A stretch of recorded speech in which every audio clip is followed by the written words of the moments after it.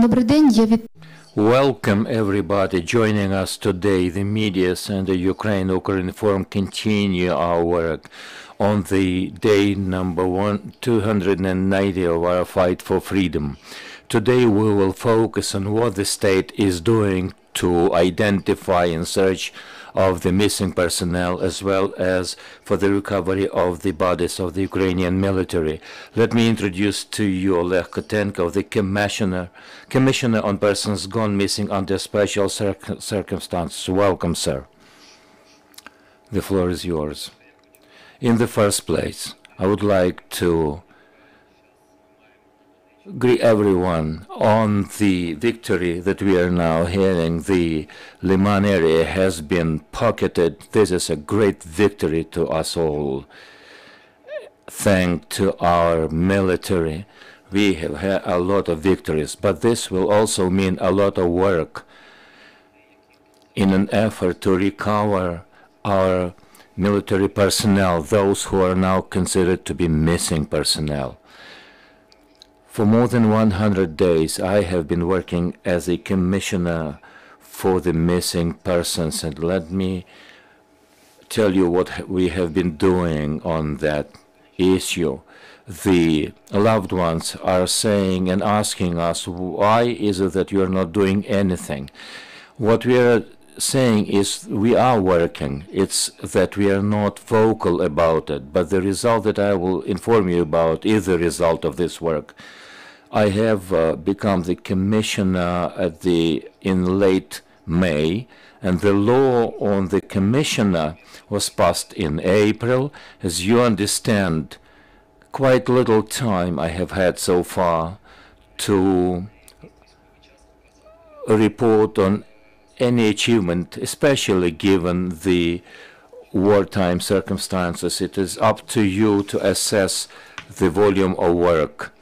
The figures that people want from me to know are very specific: when, how, and how many.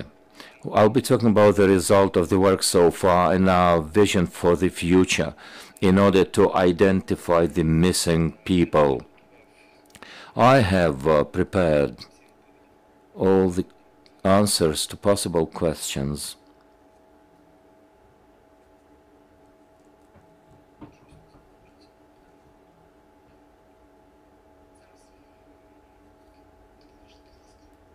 We need some technical help here.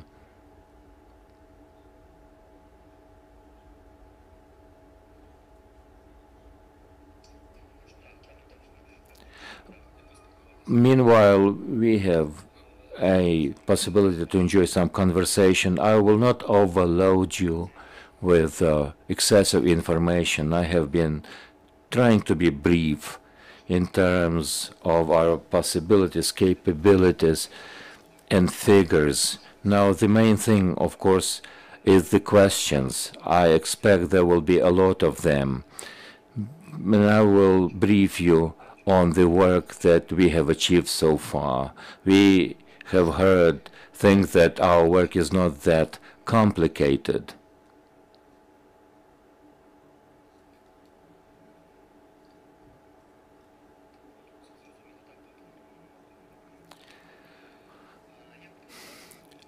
As a commissioner, I have developed a number of tracks. They have not been identified in legislation. The work that I'm engaged in is the work that is done unofficially under wraps, but we are doing it in an attempt to speed up the process of identifying missing persons. A preparatory phase is something we cannot do without. We have a staff of personnel searching for people in social networks using their own private capabilities. We are coming with analytical process to identify people. Communication side of the work is the next one. Research work, negotiation track, lawmaking activities. As for the structure of my remit, as you can see here, is that I have at my disposal the Secretariat, and people representing my office are here. The team is here. We have also a call center run by my advisor, Ms. Kotenko, also present here. Analytical center, my advisor, Mr. Khoroshek, he is in charge of the analytical work. Search teams have been established in 7 Ukrainian regions where the hostilities are taking place. These search teams are run by civilian administrations as well as by the general staff. And we are talking about the civil-military cooperation here, a place of meeting of our endeavors. As for the deoccupied territories, we have been working with the local authorities and myself, and I thank all the people who have been working on the project of identifying more than 200 bodies. You have probably heard about the city of Izum. The burial place at Izum was identified by our group, and I was a member of that group. Regional representations in the provinces, we have come to a conclusion that we need to have persons who are communicating with the family. Sometimes people do not understand what to do when there is a missing person, whom to turn to. People seem to believe that the state is not taking place in that process, which is not true. Public awareness and working with the loved ones is run by the local coordinators, 23 of them. We don't have such coordinators in the regions of Lugansk and Kherson, but I think very soon we will have such people there working locally meaning in the liberated territories. I will now come down to figures. For you to understand, these figures imply a lot of work. We have opened investigations of a lot of people, meaning that when the investigation process begins, we start a personal card on any possible information about the persons. When we talk to families, to military units, we gather audio recordings, photo recordings, their correspondence, leading to the beginning of the case with all the data included. Research of the bodies of the dead, 539 of them plus 25. The presentation was being prepared when 25 bodies have been added to our list. What does that mean? It means that we have an agreement with the Russian Federation on a recovery of the bodies in the territories uncontrolled by Ukraine. An agreement is there, and we are working to make sure that the bodies of the heroes are returned to Ukraine, and such steps are taking place 2-3 times per month. The recovery and search for the bodies in the number of 2026, meaning that at some point the relatives didn't know what had happened to a person. A person was either fighting in the battlefield or they were taken to the morgues and other circumstances. So there are a lot of people of that category, which is sad, but we have what we have. We are also searching in the locations confirmed by the video evidence, 492. And there are people that are in the occupied territories. We have evidence video from the UAVs and something we have been able to gather from the Telegram channels, the occupiers making videos leading to us understanding that these are our military personnel. It is a sad situation, but this is the way it is. We have confirmed people who are now in captivity or have been released from captivity. People turn to us because they don't know whether their relatives are prisoners of war or they are not, and we are working to make sure that we find them. 162 people were returned from capture. We know that they are alive. And by the way, there were people turning to us, and they were deemed to have died, and these people turned out to be alive and have come home alive. And by the way, I had an advisor on legal terms, Mr. Ivan, and if there are questions addressed to him, you're welcome to ask them. Civil persons who have been identified or were forced to travel to Russia. We understand that there are people that we know have not gone missing, but we have requests to find them, and we were searching for them. Then we understood that these are people who, through Russia, city of Narva, found themselves in Ukraine, traveling through European countries, and this is how we found those people. Military personnel who have been identified, 965 of them. Sometimes there is no connection, and we don't have any connection with the military in the battlefield. Their relatives sometimes think that they have either gone missing or they cannot be contacted. So we launch a special profile on a person to start searching for them. And later on, it turns out that it was only because they didn't have any connection. When you are on a reconnaissance raid, you are not carrying telephone with you, and sometimes the telephones are destroyed to make sure that the enemy doesn't have information on the military developments. Thank goodness there are people who have been found alive. People who are prisoners of war, and we have 2,200 of those. What does that mean? It means that we have 100% evidence of the prisoners of war status.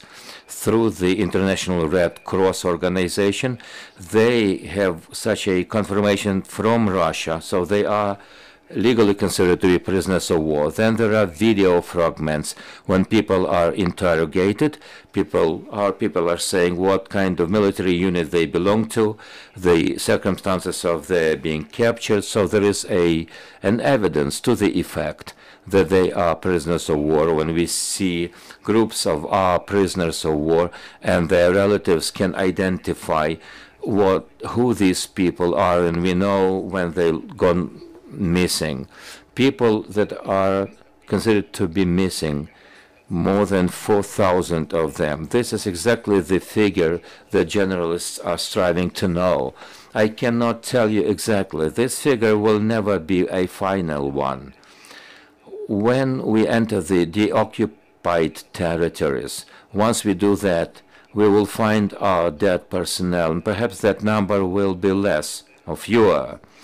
If our people are searched, this figure is adjustable. When will we have a final figure? Only after our victory is secured, the enemy is driven out of our territories, then we will know how many people have gone missing. The figure that I have shared with you, in that figure, 12 to 15% are civilians that have been requested to be searched for, but the majority of those missing, of course, are military personnel. I think this work will be continuing. We are working on it. While I'm talking to you, we have 7 teams working in Zaporizhia, Kherson directions, and in the Donetsk, including Kharkiv direction. We've been working there and elsewhere. There are evidence that we receive from the local people pointing to the graveyards, and there are a lot of Russian occupiers that are buried there. We will dive out those bodies, and then we will recover our heroes. Communicational aspect. We have call center. I will not say that we have a lot of stuff. 8 persons in particular, they're receiving calls. And of course, people calling more than once. Sometimes a family is calling when a husband is missing and a brother is missing. That seems to be the same person. Letters and messages from the citizens, 1,153 of them. We are asking about the particular circumstances. Very sadly, we cannot always answer when, where, or in what condition the person is. And all is done within the framework of the Ukrainian legislation. As I think before this meeting, we had a get-together with the relatives of people searching for their loved ones, children, husbands. And this is a very challenging situation. People want to know where their loved ones are, in what state they are, whether they are wounded, fed, or other questions are asked. There is a lot of information that is not available to us, but we are doing our best. Lawmaking activities, together with the Ministry of Health Protection and other institutions, we have worked out a number of instructions and documents.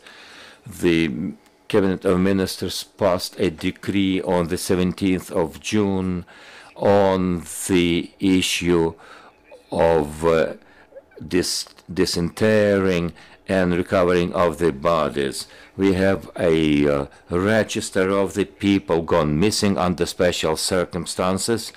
The legal secondary aid is granted free of charge. We have also developed a bill guaranteeing the status of people who have been charged illegally. What I'm saying is that we are not working exclusively in our offices, and of course our legal experts are doing their best, but we want to make sure that everything is done in a legal way. This is the first point. The second point is that we are doing our field work, searching for the missing persons, working on all the possible options of finding and identifying them as soon as possible. As every person has a future plans, we also have ours. We want to find, search, and repatriate the bodies in the liberated territories. We will be working on every locality that we know about. We'll be working with the local population who might have some information on where and how the bodies have been buried. Recovery of the bodies from the territory that are not under our control. Next week there will be another step in recovering the bodies of our dead. There are locations where perhaps it'll take some time before we liberate those territories. There are also our plans to come up with a register of people gone missing under special circumstances. We have done a lot of work and have held meetings with the representatives of the central authorities for this register to be run in a legitimate way. Who must be enrolled in that, who must be enlisted, who must not be enlisted. But this will require amendments to the law.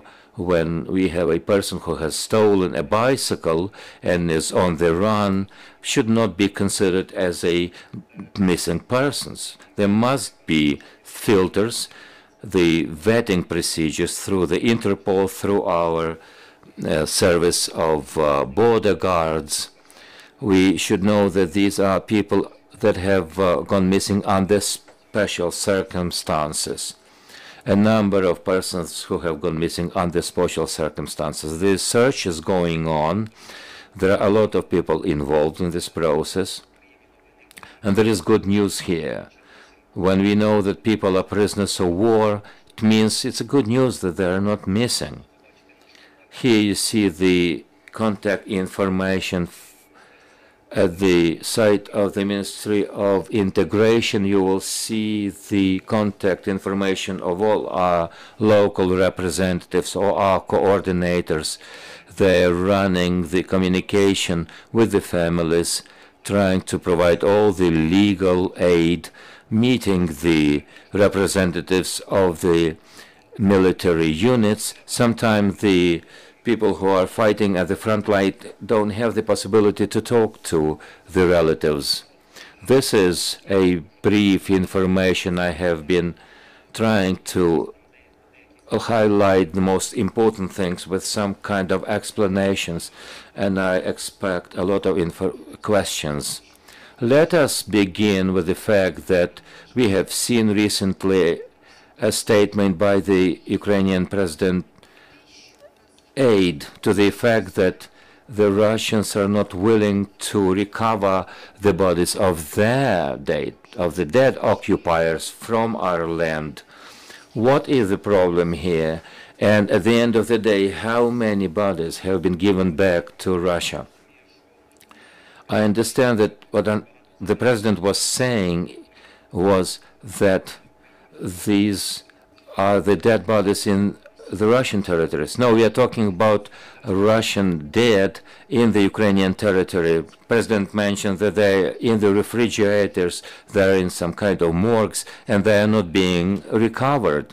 There is an agreement, and we give back the bodies of every dead body that they ask for. Sometimes they drag their feet on that, sometimes for a week or 2 weeks. I don't know why. But once they ask for some recovery of some bodies, we respond accordingly. But why sometimes they don't ask for their dead, I don't know why. We are talking about 600 bodies that have been given back.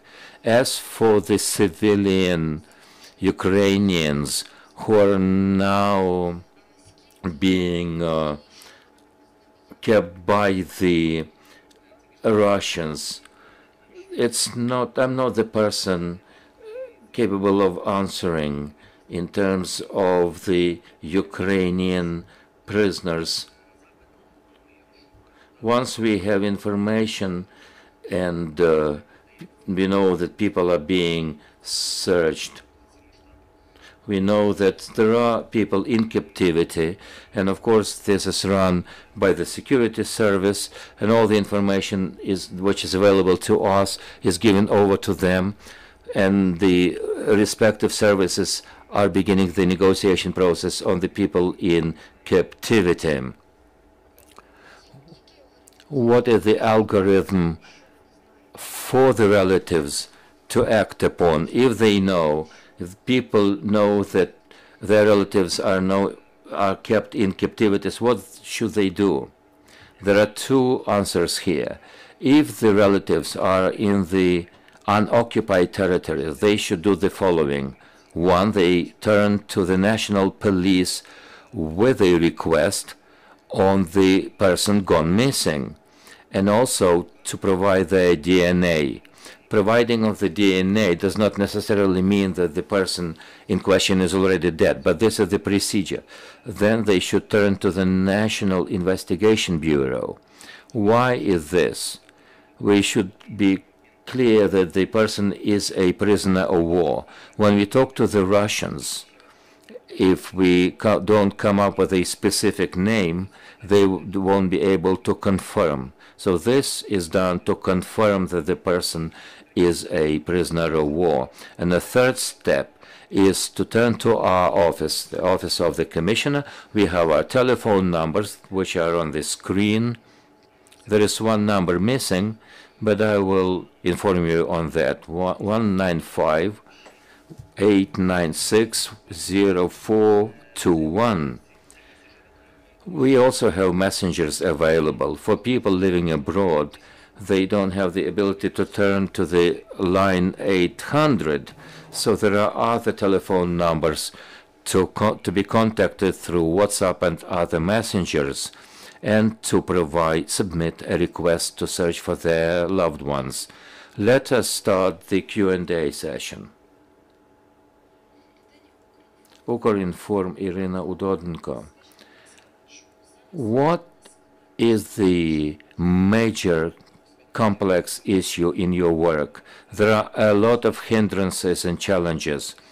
I always reiterate that the most important and challenging thing is the work with the relatives of the people gone missing. People want to know one thing: our relatives must be returned. And if there is a pause in between what we know and when the person comes back, either dead or alive, it takes time. And it is very difficult to explain that these are the circumstances that we are having now. I will not go into detail. I have just come back from a meeting with the relatives of the person fighting in the Bakhmut area. This is the intense fighting area. And the relatives are accepting this with a heavy heart. They charge us with inactivity. And I have had so many meetings with the people, trying to explain to them that while they are searching for their loved ones, it will require some time. They should be patient. Another technical issue here is that when we deoccupy our territories, and I personally participated in such special territories, we are talking about the so-called mopping up operation, the clearing operation. Perhaps we'll go to the Liman area to work in those locations. We are entering, you see, territories that have not been demined already. There are volunteers who have become victims of the blasts because the demining has not taken place. Our specialists are not available everywhere, so people are in the risk area. Apart from the Red Cross organization, do you have other bodies helping you? We are currently negotiating on the memorandum with the International Commission on the Missing Persons. We've been working on that memorandum for more than 2 months. They stand ready to cooperate. There is another problem that I failed to mention, and this is DNA identification. We're not ready for that. We are not ready to come up with the results of the DNA analysis of so many people. The relatives want to get their dead back, but we cannot give it back unless there is a DNA analysis. And there are a lot of people who have not submitted their DNAs.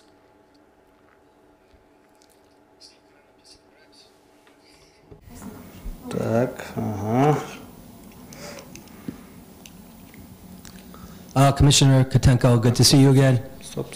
Щось я про нього должен знати. Ну, ще раз. Good to see you again, Commissioner. American Joshua Jones was killed fighting for Ukraine in August, and DPR has announced the intent to return his remains.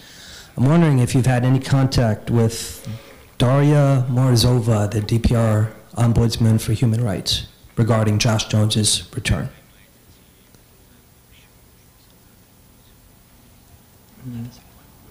Так. Відповім. I will answer your questions. Since day one, when we learned about the problem, we've been working on that. I'm not going to tell you all the details, not to jinx the result, but the body will be recovered very soon. Can you tell us, Commissioner, where the DNA tests were done for the victims at Izium?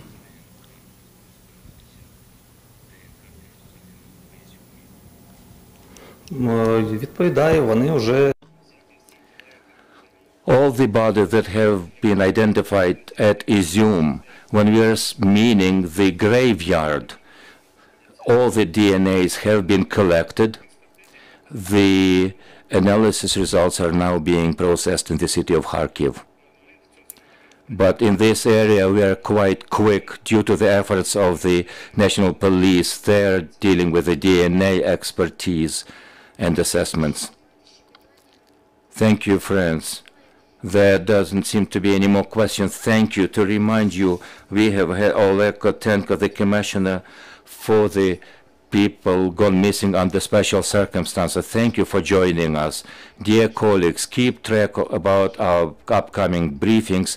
Our team is preparing the schedule for the next week. Stay tuned.